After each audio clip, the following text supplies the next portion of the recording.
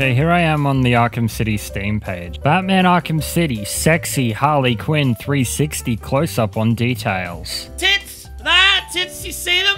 Oh, look at them! Pretty sure that's just a porn gif right now. Sexy long Halloween Catwoman 360 close-up on details. Boy, this 2011 cinematographer, I really hope somebody hugged him eventually. Friggin' call your mum. That's definitely some porn. Sexy Poison Ivy 360 close-up on details. Sexy Catwoman 360 close-up on details. Fast version. Sexy Female Assassin 360 close-up on details. You expecting a kiss? You would? Sexy Morning Harley Quinn 360 close-up on details. Sexy Vicky Vale 360 close-up on details. No way I can face Ivy without my things. I'd be naked without them. Really? Sexy Talia Al Ghul 360 close-up on details. Dude, are they gonna kiss? Yeah! Yes, they're gonna kiss! They're gonna make out! Come on! No kiss? I'm kinda disappointed. Sexy Catwoman 360 close-up on details. Oh, sweet, they got the regular speed version too. Sexy Kidnapped Doctor 360 close-up on details. I know this ruffles feathers, and I've observed for many years how talking about how women are portrayed in these games is something that, unfortunately, a large part of the core Arkham fanbase can get extremely defensive about very quickly. In a video of mine from years ago, I wrote in text on screen that female representation in these games was a big problem. Didn't even say it out loud, and I received several long comments trying to argue with me about it. And I was so sure that if I put this topic in my larger critique, it would just be the only thing that anyone would be paying attention to. So here you go, here it is on its own. Enjoy. Where there's smoke, there's fire in these sorts of situations, because it's too bad there's no real point to be made here, because I guess I don't need to say anything but plain facts about what's in the games to make people angry. The Arkham games contain largely hypersexualized, sexist depictions of women all series long. And that's not an argument, that's a fact. The games were also produced by a company, unfortunately known for some sexist behaviors behind closed doors, and that's not an argument either, that's a fact. Some folks might want to wave law in my face about this. Tell me Poison Ivy isn't supposed to be wearing pants because she's a character who seduces and traps men in the lore of the story, but it doesn't stop at visuals. The lore is also potentially sexist, it's all fiction. The lore saying that Catwoman carries a whip and themes her thievery after a cat doesn't mean that this look isn't BDSM coded to hell and back for largely sex appeal reasons. The lore is important and women's sexuality is also very important. I'm not arguing to repress that, but there's a line where it becomes exploitative that Arkham just sails past. Like the lore saying that a core part of Poison Ivy's whole deal is her superhuman powers of seduction is still potentially problematic if you don't handle it right, because otherwise it's just a fantasy. Poison Ivy has powers which can seduce people, so they work regardless of what she looks like. So she doesn't actually need to be overtly sexualized for the sake of the fiction. She could look and present quite plainly and still have her powers. She doesn't need to look like this. Nobody is out here defending Alan Moore and Killing Joke using Barbara Gordon as a plot device. Even he's not sure about that now. Certainly, no one stands by the undertones in Frank Miller's body of work, especially not in Daredevil and how he writes Karen Page, as being not really icky and degrading. Comics have their own underbelly that's uncomfortable and gross. The game being an adaptation of that doesn't mean it came from somewhere holy. Where it comes from is also worth dealing with. Even putting aside how potentially over-sexualized it is, I just don't think this is a great look for her anyway. Oh wow, it's my favorite character.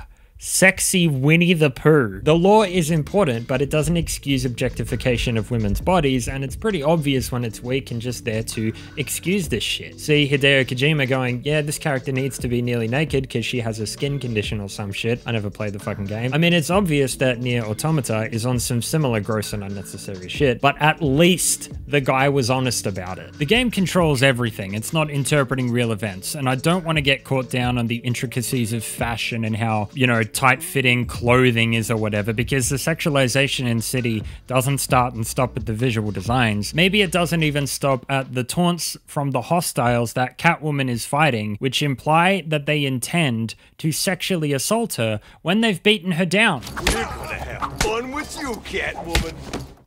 Why does that need to be here? Even Nolan doesn't sound too sure about this line. This one's just waiting for the clown's girlfriend to show up. She'll be good for minutes of entertainment before I cut her head off. And I don't blame him. Cause that's really, really dark. Are you sure that you need a guy threatening to rape and behead a woman in the superhero game you're making for 14-year-olds? Are you fucking stupid? What I don't need in my dumb fun 3D brawler good time video game is implied rape. I don't fucking need it. Someone trying to tell me a game which says that bright green fountain of youths exist should also include near constant in-game violently misogynistic catcalling and hostility in the name of realism is just being fucking stupid. Have you forgotten about a boyfriend? Way I hear it, the whole world will have forgotten about her boyfriend soon enough. Then I get a ride on the Harley. Let's keep this fun and light. It's the first step to look at the face of it and go, maybe it's a little weird that this extremely acrobatic Catwoman is not wearing a bra, but it doesn't stop at the designs. It goes to how the camera treats them, how they're animated in or out of combat, what their plot lines are, what their dialogue is, how the game encourages a player to look at them, what stories it's actually telling with or about these women, how other characters interact with them or talk about them. And I'm lucky if I get through 4 lines of dialogue in this game with one of the women in a cutscene without overt innuendo. And criticism of sexism in the game also includes how it handles the lore, because the lore is also potentially problematic if it's twisted in the wrong direction. That it's a part of her character still needs to be done right, dingus. So let me make it crystal. If this is striking a nerve for me to say, if my pointing out that the dominatrix coated Catwoman costume is a lot, that the first shot of Talia al Ghul in the game is textbook visual lechery, and that the bit where they tie Harley Quinn to a post and have her moaning through a piece of duct tape is basically in-game softcore bondage porn, and that makes you angry, that's not on me. I'm just saying what's here. It would be a shame to get blood all over my nice new outfit. What do you think, Batbrain? Like it? No, Harley, I think you look great. My name's Adam Levine, and I think that body of yours is absurd. Now, I really appreciate that this is the second game in a row where you immediately draw attention to your outfit, but if you could do me one better this time and make a very out-of-character masturbation joke, that'd be great. Mr. J is really not up to a visit right now. He's not feeling himself.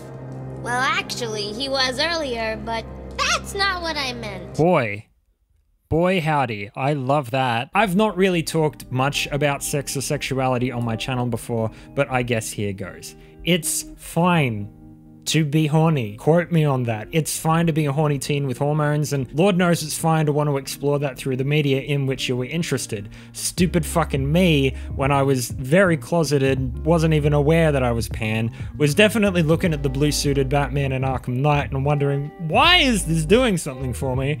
And then continuing to just be completely oblivious to it for another 3 years. Like, it's fine to want to explore this stuff. It's also great for developers to create experiences which open those emotional doors for people. I actually want a lot more of that because I think it's really missing in a lot of our games. Classification boards can let violence go by, but any mention of adult relationships or drugs and sex are so difficult to depict in games because even though they're really totally normal aspects of life and are fine to talk about and tell stories about, apparently they're objectionable. We don't need to degrade women or give them impossible bodies for them to have places in games, or for games to talk about sex, relationships, attraction, whatever in their stories. And I think it's a problem that some people would rather defend openly misogynistic writing and design than seek out honest, earnest storytelling about body image, body positivity, or sex and attraction that seeks to be healthy. Sex is not unhealthy, it's a normal fucking thing. You best believe that pun's intended, I'm a professional, goddammit. But the way Arkham City seems to want to work attraction and sex into its story is to quietly shove it in your face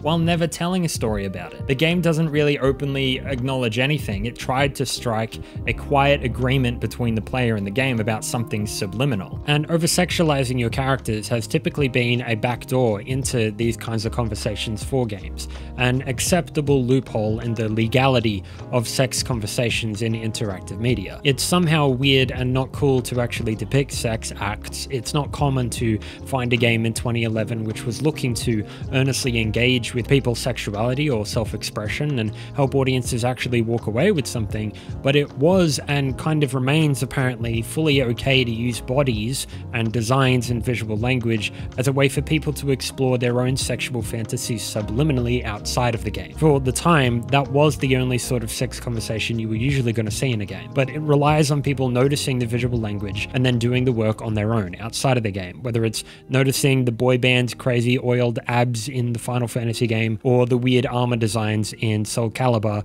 and picking it up from where the game necessarily leaves it. Batman properties can and do often explore sexuality. Centrally, the tensions about being attracted to someone who doesn't necessarily share your values, but that Arkham City feels more comfortable with undercurrents of sexual assault and visual exploitation than actually exploring how the central character feels about his own ability to connect or not connect with the women in his life is a bit of a mark of age. But maybe that's as to how it's aged as a video game. The track record of things getting obviously this exploitative isn't honestly as clear-cut as it might seem in some places, because within Batman there is some good stuff out there. I mean, I'm not talking everything everywhere, turning red, petite mermaid levels of stories about womanhood and relationships with the women around you level stuff, but you know, it's not all terrible. Mask of the Phantasm has some great stuff and it came out in 1993. There's some aspects of mature marital drama in the Batman Year One comic from 1987 from the aforementioned Frank Miller. The Kate Kane Batwoman was debuted in 2006 and is one of the highest profile gay superheroes around.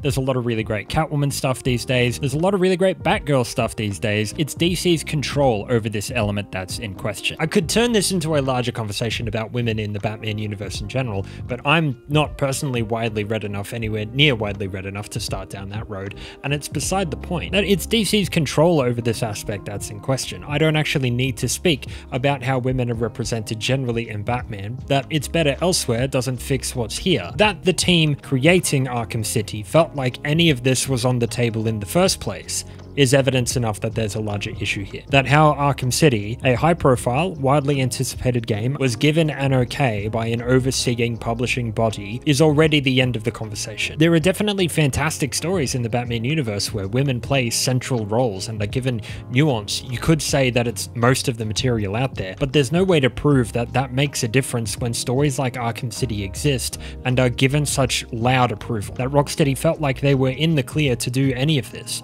That Arkham has been fully accepted as being an accurate interpretation of Batman is evidence enough on its own that the women in Batman can be largely sidelined or behave woefully out of character, and most audiences won't notice or care. The essence of the universe feels like it stays intact when you do this. A game with this kind of fanfare about it should be under a great deal more scrutiny and control from a publisher than anything else Batman related at all. It's going to be more visible, it's going to attract people who care less about the wider material and act as a spearhead for the entire property. The best aspects of Batman should be on show here, but it feels like Arkham City took a leaf out of the book that Michael Bay wrote for Transformers, having Megan Fox's character framed like a piece of meat, except her character is the most compelling and competent person in the entire movie. But in Arkham City it's even worse, because it frames the women like meat and also doesn't write them well. I'm not trying to dispute that these characters are super interesting and incredibly worthwhile in Batman lore generally. I just don't believe this game agrees. It doesn't seem to think that any of this matters. It's trying to get pants around ankles without providing any substance along with it, and it's a total waste.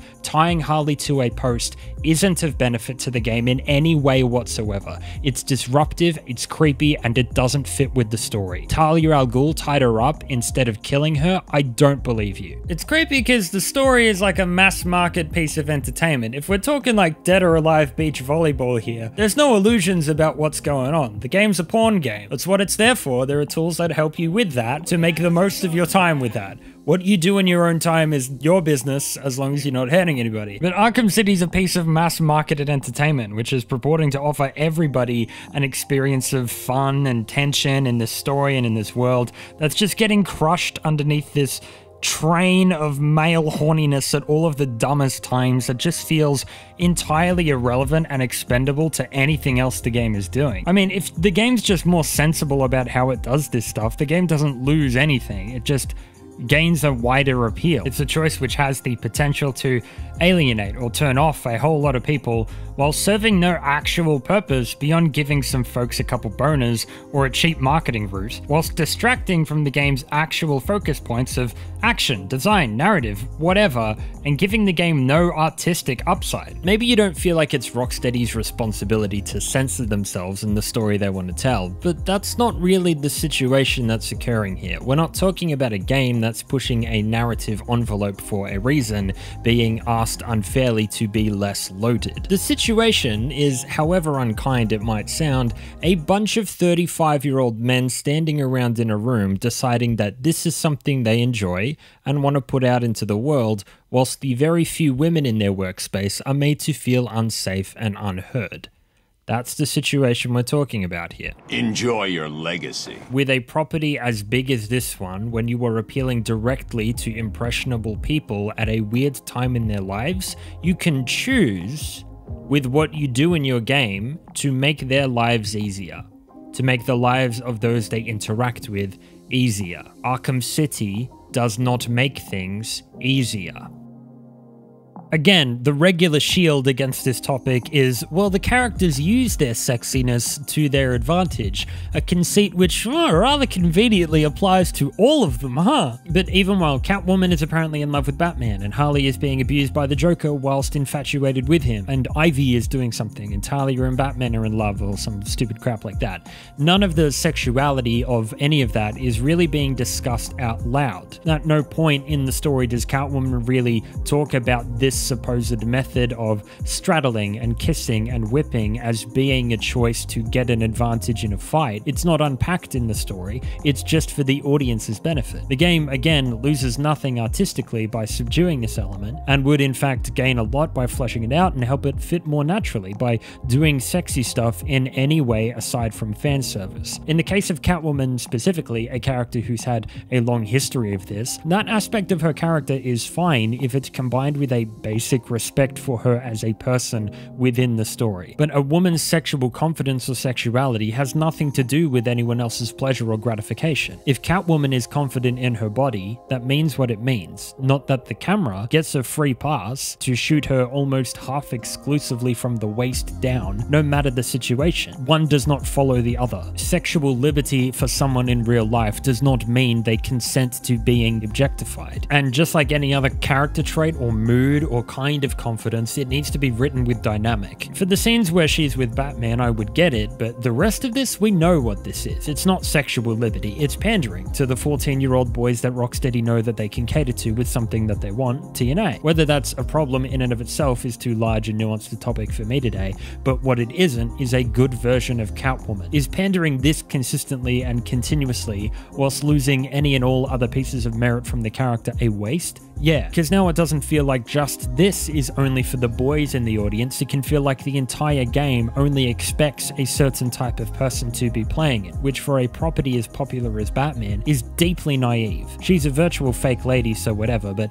carrying that misunderstanding of sex positivity, of a woman's right to express her sexuality how she likes without being objectified, back into real life is a dangerous thing to get wrong. And just on the apparent love story between Talia and Batman, are we serious? Are we going to treat that plot like it's worth taking the time to talk about? I'm certainly not. It's garbage. I thought you loved me, Bruce. Dumb as shit. I thought you were ready to... But even if the game is occasionally slyly mentioning its own awareness of its pandering, like having Joker peek at Talia's butt, the overall execution of the element feels very much like it's playing for the audience's consumption more than inside the character's world. Doing it like that, without really acknowledging it out loud, forces the onus onto a player to drag it out into daylight and talk about it like I'm right now, because the cowards who made it are refusing to take active responsibility for the way that it is. And any person who points it out needs to decide to make it an issue rather than respect the silence on which it thrives. You kind of have to start the conversation yourself, which draws the ire of fans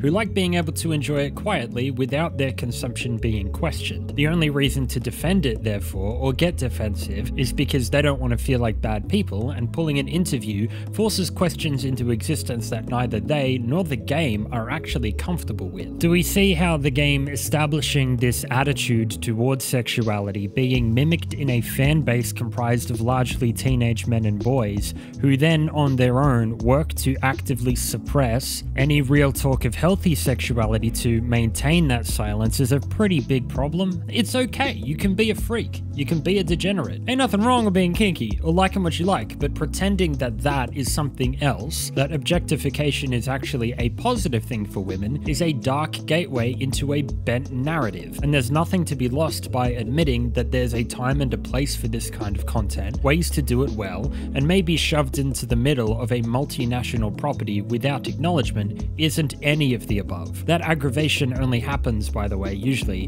when you're attached to a piece of media in an unhealthy manner. Well-adjusted people don't get personally insulted and are capable of criticizing even media that they love, or are capable of admitting that they just like boobs without any shame. Now, if we continue down that line of conversation, we start to get into some very overtly political talk, which isn't something I super want to do today. I don't think I'm the best spot if you're looking for commentary like that, but I will mention that if we keep going that way, the idea of a quiet stance on sex and sexual education that's presented in this game and media like it, which is then reflected often in the fan base, is much more closely aligned to conservative ideologies and contradictions therein in regard to sex, where outwardly conservative groups can champion purity culture and suppress sexual education, but then in private spaces often cavort in wild deviance and full-on sexual immorality at times, which is very hard to talk about in their groups because talk of sex is so strictly misogynistic, hierarchical, and entrenched in fundamentalist religious dogma, which far too closely aligns any kind of sexual activity and pride in sex or pleasure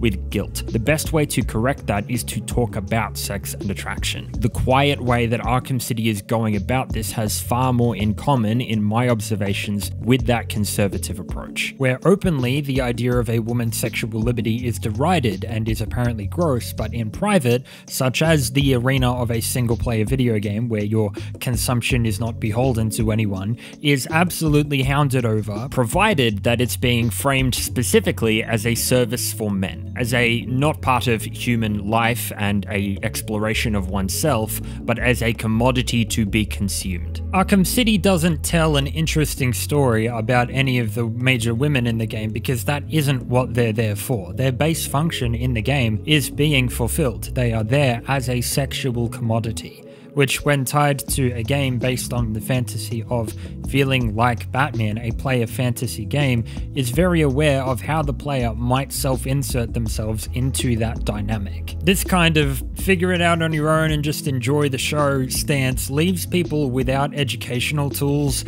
around them, sort of developing worldviews about sexuality in isolation if they happen to consume a lot of media like this and they may not be aware of where it comes from or where it leads. Because while a younger person might look at the women in Arkham City and like what they see, which is obviously okay at a base level, the game doesn't go anywhere from that. The consumption of the image is apparently the entire point, and it doesn't give you an impression that there's anywhere else to go or anything else to learn from what you're feeling. Weirdly, the overtness of the sexual imagery and the innuendo, but total lack of actual romantic or sexual substance undermines what people might learn from the game about their own sexuality and replaces it with a subliminal implication that the consumption of the imagery is all that there is to it. Again, regardless of whether Catwoman is actually consenting to this or not. There's a lot of indicators here that get extremely complicated very quickly that spills out into, frankly, more important discussions than me just talking about a game about conservative ideologies and how they inhibit sexual education in public spaces, all the way back to purity culture and misframings of the Bible's teachings about sex and sexual liberty. It's a whole big thing that I shouldn't go into now because I'm trying to talk about a stupid fucking game. I just want to point you in the direction of FD Signifier, who just released a really great video delving into this topic really deeply. He did a lot of interviews with a lot of really important people who know a lot about this kind of thing. Khadija Mbawe also kills this topic on the regular of sex and sexuality and how we present it online and how we consume it online and what that means for sexual education and healthiness in general. Whereas I personally should probably just guzzle down this 600ml bottle of Mount Franklin real quick and attempt to stay in my lane. And when it comes to actual romance plots, media progresses as we do, and this is getting better. The Last of Us Part 2, I think most of the time within the context of that world, showed multiple on-screen romances, including a lesbian one, including physical elements, in a very compelling way that respected both sides of the, dynamic between the people. For a while, when seeking out stories which tried to meaningfully explore even heteronormative adult relationships with any degree of nuance, especially when it comes to bodies and physical stuff or how a woman's perspective comes into this at all, the best and most earnest we were getting in AAA was David Cage, and my god, that's not something to be proud of. For Arkham, there's nothing wrong with the universe of Batman containing women who are sexy, who are owning their own sexuality, emboldening and empowering women to live their truths, live their lives according to their own rules and how they present themselves is an aspect of these stories and of these properties that's really important, and it's important to not shame that in the fiction. Obviously, women everywhere have enjoyed this game and Batman all over the world, but women owning their own sexuality isn't what this game presents.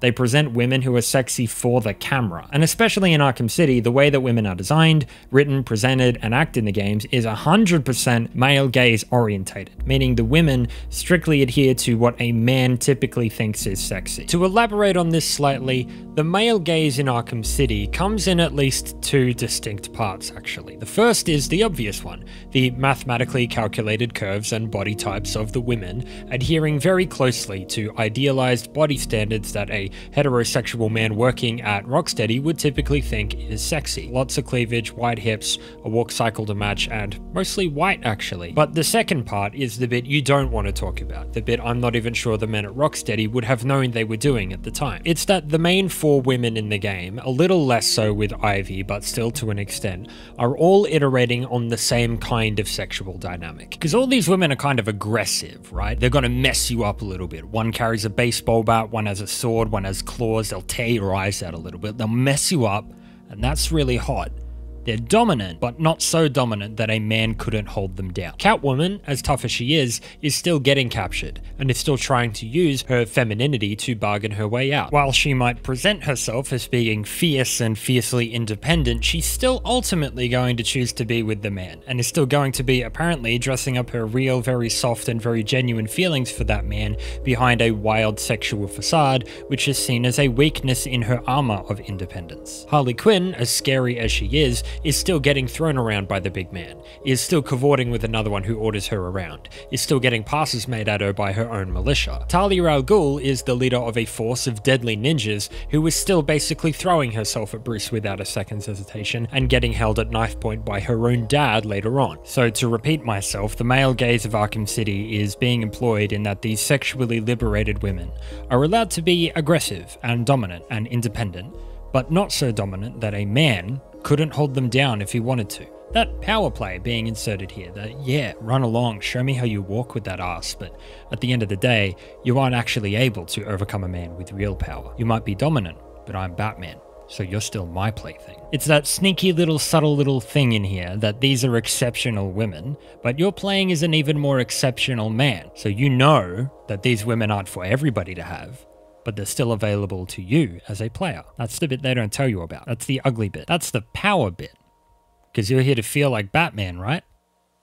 But yeah, there is also your garden variety male gaze body type dictation stuff there too, if you want something a little easier to understand. Only showing one kind of body type implies that a woman would need to be a size 0 to be sexy, instead of finding sexiness in all sorts of bodies, adding to the already under the surface othering of people with physical abnormalities that this game kinda has too. Penguin is evil and short, Joker is frail and thin, Two-Face is facially scarred in contrast to Batman's physical perfection. You know, it's a thing. Arkham City, a game from 2011, is obviously outdated in this regard. How do I know that? Oh, no women on the writing staff, no women who were producers, no women in the character art department, no women in the cinematics department, no women in senior positions working on this game or at the studio at the time, some pretty major accusations of workplace harassment of women and transphobic stuff in the years following. Don't try and pass this shit off as being good for women. There are NPCs who are women in this game who are portrayed as completely normal people though. Sexy kidnapped doctor.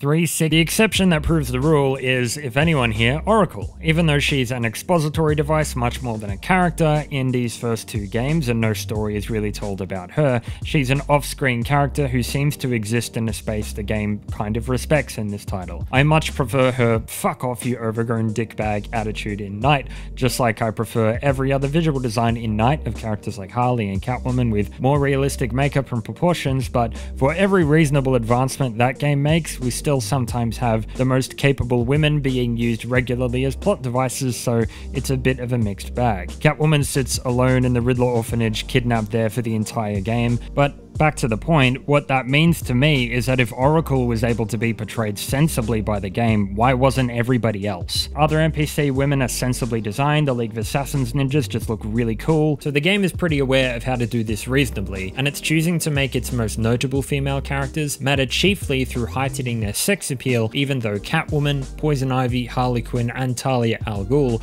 are plenty awesome characters when you actually give them depth. None of this is hidden, and Arkham City seems to take some sort of pride in blatantly, constantly objectifying and sexualizing its female cast, whilst having a playable character in Batman who is so unbothered, so celibate and sexless himself, he might as well have the word Sigma tattooed on his forehead. Never eat vagina. What are you, Batman?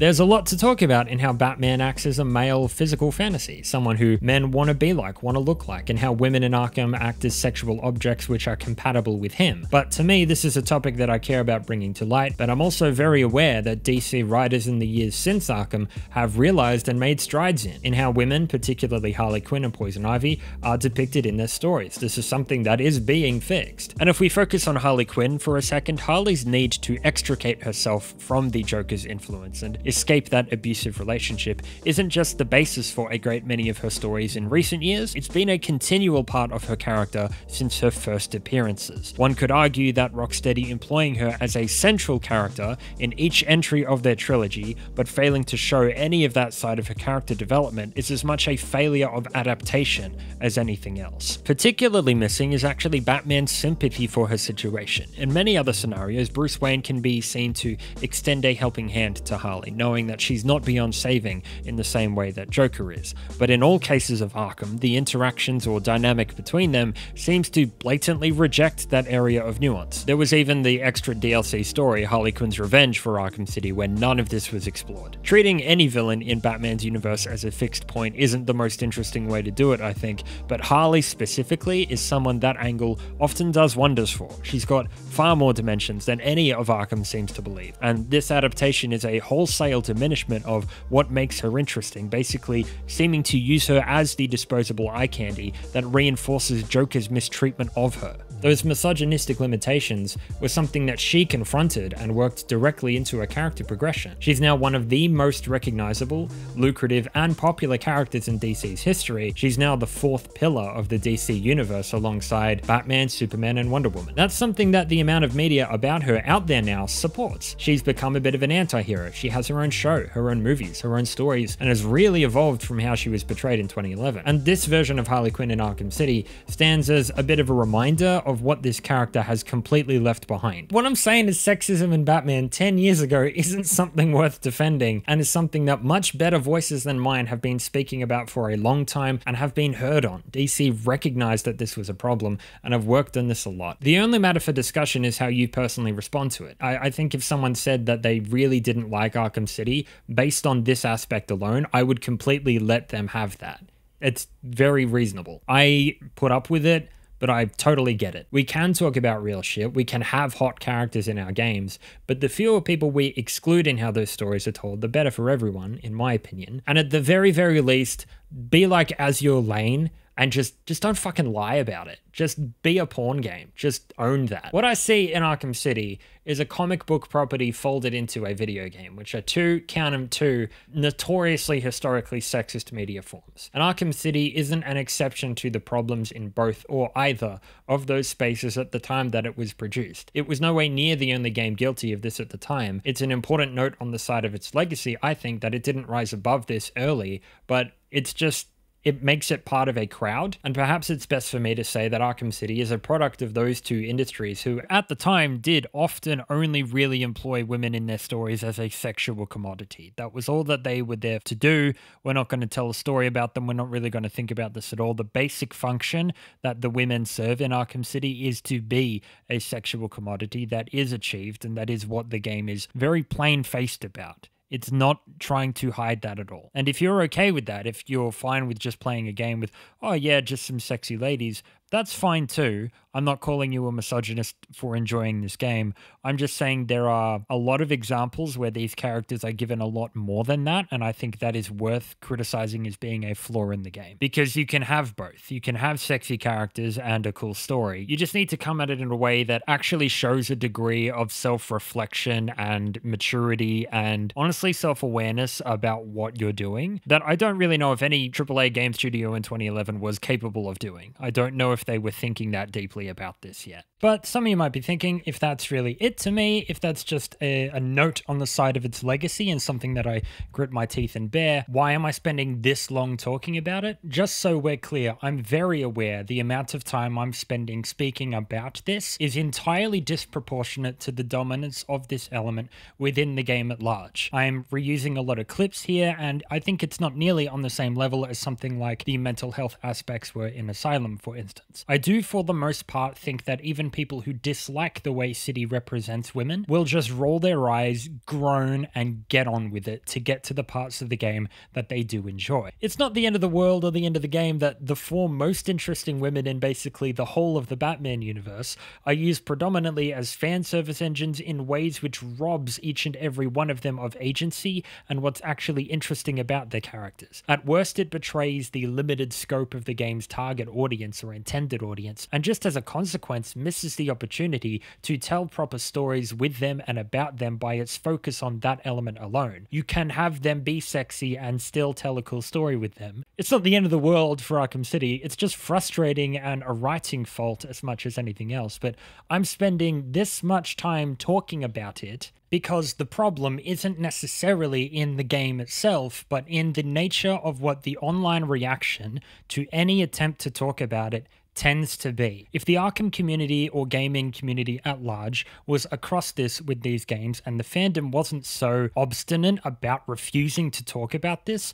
I'd have moved on 28 minutes ago. There's a much more nuanced conversation to be had here than dude bros trying to hide their casual misogyny behind harmful misunderstandings of what sex positivity actually is. The reaction from these sorts of people will be the same no matter what I do. With this topic, just like with the mental health stuff in Asylum, it's gotta be an in for a penny, in for a pound kind of thing. I want to cover everything, so keeping that in mind. For an alternative, and for like a bit of a comparison to a more modern example, I would like to bring up Marvel's Spider-Man, a game I've really enjoyed having in my back pocket for comparisons to the Arkham series looking back. It was released much later, and obviously takes a lot from the Arkham playbook about how to do what it does, while it also forges in its own direction. I think it's a pretty solid all-round fun game that's a good comparison point for Arkham for a lot of reasons to me. In some areas, I think Spider-Man is a competitor, like in Traversal. In some other places, like in Combat, I don't think it's nearly as enjoyable. There's a back and forth about this, there's aspects of it that are better, that aren't quite as good to me, and it's a genuine contemporary in a lot of areas. But how Spider-Man depicts women in its story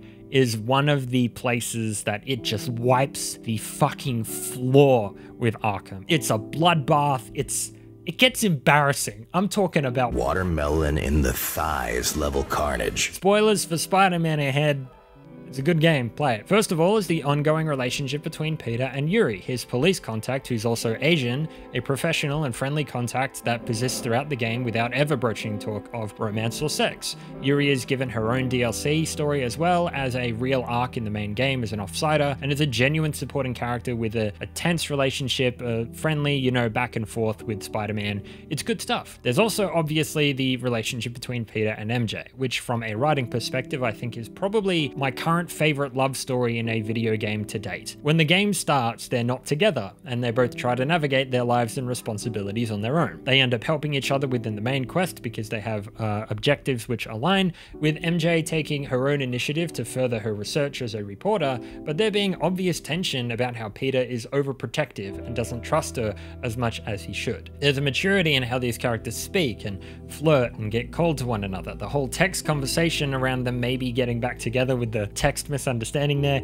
it's so charming and is one of the best scenes in the game, and when they do decide to give it another go in the game's very final scene in the main story, it feels like two flawed adults who are good at being friends, genuinely deciding to come back together and wanting to give it another go. It allows for more than just a male perspective to the relationship. One of my favorite moments in the game, it happened like spontaneously, I don't have footage of it if I recall correctly, is when MJ just called up Peter at some point in the late game while I was just swinging around, just to have a conversation with him about nothing in particular, like a pizza place, I think. There was no objective tied to it, just her calling him up because she was thinking about him and them having a nice moment. It really struck me at the time. Those kinds of moments aren't something that games of this type usually make the time for at all, and the way that MJ is presented in the game gives depth to her perspective wherever it can.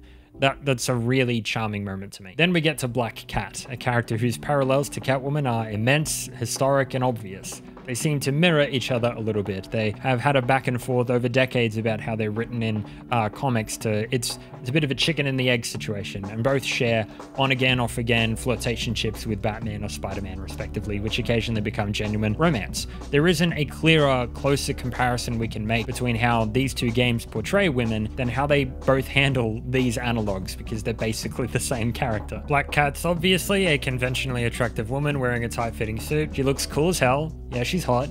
But see where the camera is? To be sure, the cutscene direction while Black Cat is around is not completely sexless, but the direction in the Black Cat DLC I think is actually quite interesting, using the techniques of the camera to create a physical intimacy between Spidey and Cat that feels like it pulses through the screen when she's hamming it up, but it does away with when things are normal between them. The kind of stuff you see here is unique for this game, with cameras emphasizing their physical closeness, her physical features, getting very close to her face. And since there's multiple playable characters in this game, and this kind of style is unique to this character and these scenes between them, it comes across that these scenes are shot from Peter's point of view. So while Cat is definitely sexualized, it comes from a particular place, informs a particular dynamic between two characters, and actually informs the storytelling that's going on. It's showing you their physical attraction in the cutscenes, which is something that it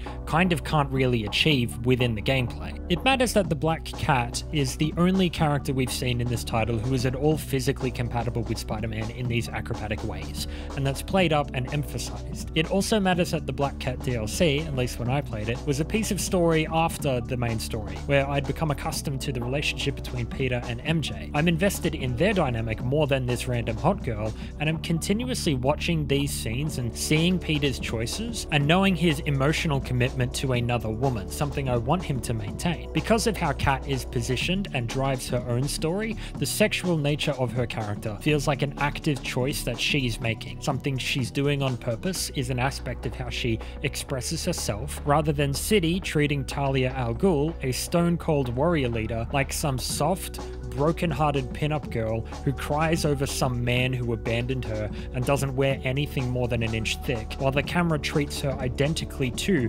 Catwoman, Harley, or Ivy. I mean, logically, Talia al Ghul should probably be a no-nonsense stone-cold bitch, a I will kill you if you step 1 foot out of line kind of person. But because the male gaze is dictating how the women are framed and behave in the game, she looks like this, and she behaves like a perfect, beautiful fairy. Her sexiness feels inflicted onto her in a manner which clashes with her character. But guess what, guys? Because I have some terrific news for you. If in Arkham City you design Talia al Ghul to be a stone cold, metal as all hell, angry, powerful swordswoman with lethal convictions,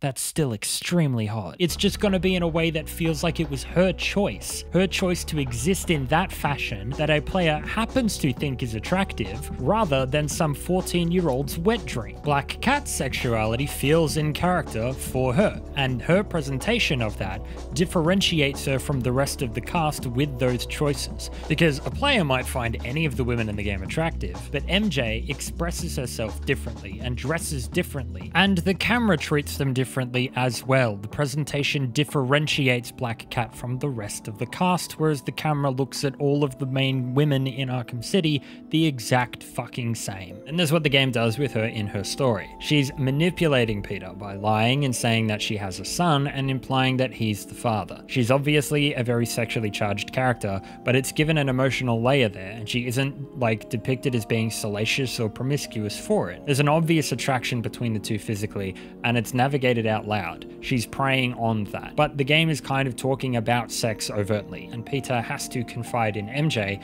his current girlfriend, about the tension that he's feeling in himself about it. He's scared to say it to her, but he does it. It's taking the opportunity in the story to talk about adults having multiple sexual partners in their lifetime. The fear of unplanned parenthood shows maturity in Peter actually telling MJ something that might be upsetting for her to hear and giving her perspective on it too. That's a really mature choice for a character to make, I think. Black Cat is ultimately lying and was using the sexual history between herself and Peter to get what she wanted, to get his help. That kind of manipulation of the Cat character being aware of the sexual energy in the room and using that for her own ends is presented in Arkham City as being, I'm sorry I've been a bad kitty. Maybe untie me and I'll let you just crunch my box. Black Cat and Spider-Man is a unique personal story that investigates an aspect of relationships and sexual tension that not a lot of AAA stories do respectfully. That, yeah, you got a couple of hot characters on the screen, but that's not the only reason you'd play. It's nice to have, no one's lying about that, but you know, it's actually, there's something underneath that going on. I've only played Spider-Man fully once at the time of writing. It's quite a long game, so I can't really speak to the further intricacies of how it comments on women. Aunt May is obviously here as well, and she's really, really great.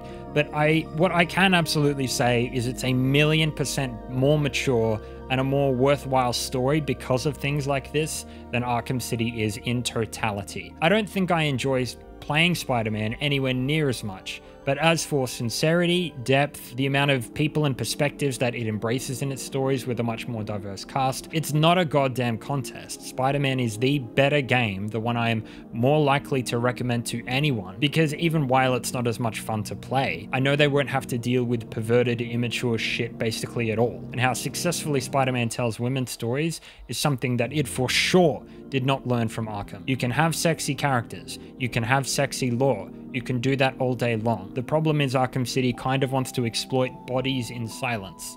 I don't intend on prolonging that. So what are the key points there? Well, I think the designs of the most notable women in the game hypersexualize the characters beyond the point of reasonable, even if it's partially motivated by the character's lore. It's not only the designs, but the writing, the presentation, the animation, and the dialogue surrounding each woman in the game. They're all built to objectify them almost constantly, to the point where the game never actually tells an interesting story about any of these incredibly interesting women, especially none divorced from the characters' reliances on men within their backstories. And the attitude toward women presented in Arkham City isn't only out of date for games, but also for DC as a fiction-producing company, standing as a relic of a time gone by. I'd like to be thankful for that, where we get great shows and great movies with kick-ass ladies, and top it off with a declaration, a reminder that the Cassandra Cain Batgirl is stupidly underrated. Her Batsuit is definitely my favorite supersuit ever made, and I'd really love to see more stories that focus on her outside of comics. I freaking love Cassandra Cain, man. She's so cool. Yeah. I'm gonna say this once. Sexy kidnapped Dr. 360 close up on details. Sexy kidnapped Dr. 360 close up on details. Sexy kidnapped Dr. 360 close up on details. Sexy kidnapped Dr. 360 close up on details. Sexy kidnapped Dr. 360 close up on details. Sexy kidnapped Dr. 360 on details. 360 close up on the sexy kidnapped doctor. Oh, those details. Open up my copy of Steam on my computer. I go to the community tab on Arkham City. You know what I want. What do you want? I'm not looking to play the game though. I'm gonna scroll down. I'm gonna find the 360. close up video on that sexy doctor intern who details. Show me that. I want that video. I'm too embarrassed to hit the like button on YouTube because I want that video. But I go to the Steam community tab. Every time I launch the game, I see Talia al Ghul, and make sure to hit me up with that fast version if you want to. Sexy kidnap Doctor 360 close up on details. Double check the lock on the door, looking at females. Sexy kidnap Doctor 360 close up on details. Them scrubs and them heels and those hands and nails. I'm Ms. Kerbubble, check it. Ha! Sexy kidnap Doctor. I don't know what I'm doing at this point. Sexy